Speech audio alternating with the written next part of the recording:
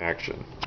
So what we have here is a engine stand that I built with the intent to be able to put the engine, install a starter, and actually run it. The problem I had was with my engine stand that I had, the store-bought engine stand, where there really wasn't enough room back in here to install the flywheel and all the goodness to hook up the starter. So I wanted to make a standalone engine stand that you can use that will hold the engine down here and let you install the flywheel and all the hardware. Now, let's talk about design goals here.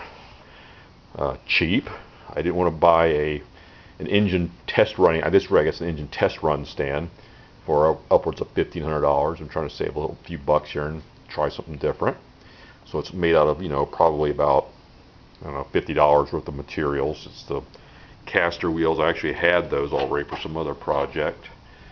And various 2x6s and some plywood. So, and the other part of the design was I wanted to be able to transition from this stand to this stand without the use of a hoist or a cherry picker to take it off and relocate it. So the design was to make them basically, the engine is at the same height, so you don't have to come up or down, and you just take it off this stand and it's on this stand, back to that stand. You go back and forth and everything should just work.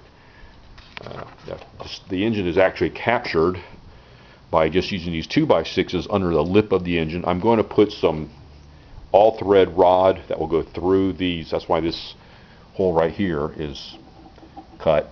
The all-thread will go through and clamp and pull those 2x6s firmly against the bottom of the oil pan and the lip so that there's no way those can spread apart. But as you can see, I also have plywood to reinforce the perimeter of it so it can't rack this way like that. I've also got a couple of screws to attach the 2x6 to the base. I'll probably make that a little bit more secure, although I really can't see this thing ever tilting off the base like that or like that, and it's highly unlikely it could rock that way or that way. So now I'm going to demonstrate how the stand nests together. So we're just keep this film rolling. Take over. The tire will take over. And what we're going to do here, you'll notice how they can roll together. I can actually move both stands at the same time. Okay? And that was done on purpose. They nest like that so that stand and this stand doesn't really take up any more room than if they were apart or if they were together. So I can actually store the engine this way. Side benefit of that is I was always uncomfortable with the way this thing mounts and puts all this strain holding me. I know it can handle it, but it just used to bother me a little bit. This supports the weight of the engine a lot better, takes all the stress off. For the demonstration, I've already loosened these bolts, and now we're going to show you how it comes apart. So I pull the pin, count to 3. No, I'm just kidding. So you remove this handle here. This is the thing you use to rotate the engine on the original stand. So now we have the engine free from the red stand, and we should be able to, we can just kind of work, there it is. So now you can take this stand completely out of the way. You can unbolt these 4 bolts.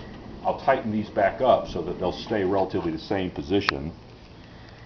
Unloosen these 4 bolts. This whole assembly can come off, and then that will give me access to where the flywheel bolts on.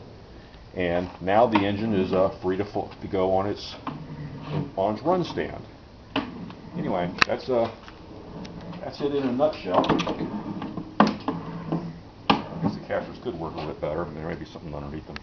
But that's the engine stand. So, and then, like I said, when I'm done, if I want to put it back, I say I'm done on the test run. You just take this here.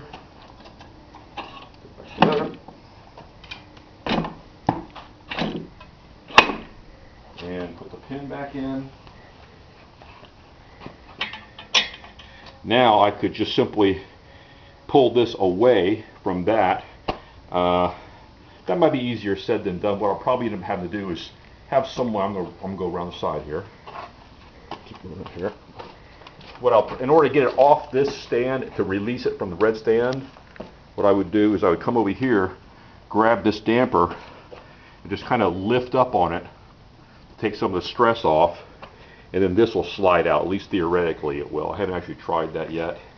But you know, if it is a little bit tight, I have a place to put a jack underneath the pan a little bit, just take a little bit of that pressure off, so that then I can tighten those bolts, pull this out, and then I can release it from the engine run stand. So hopefully I can transition that. It only needs a millimeter or two this way to get it off the pressure off of here, so it'll come off. But that's my engine test stand slash engine run stand, or engine mount stand and engine run stand.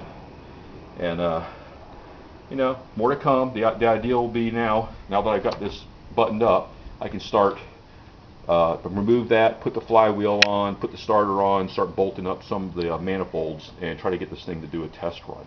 Anyway, that'll come later, but I just wanted you to see the process. Thank you.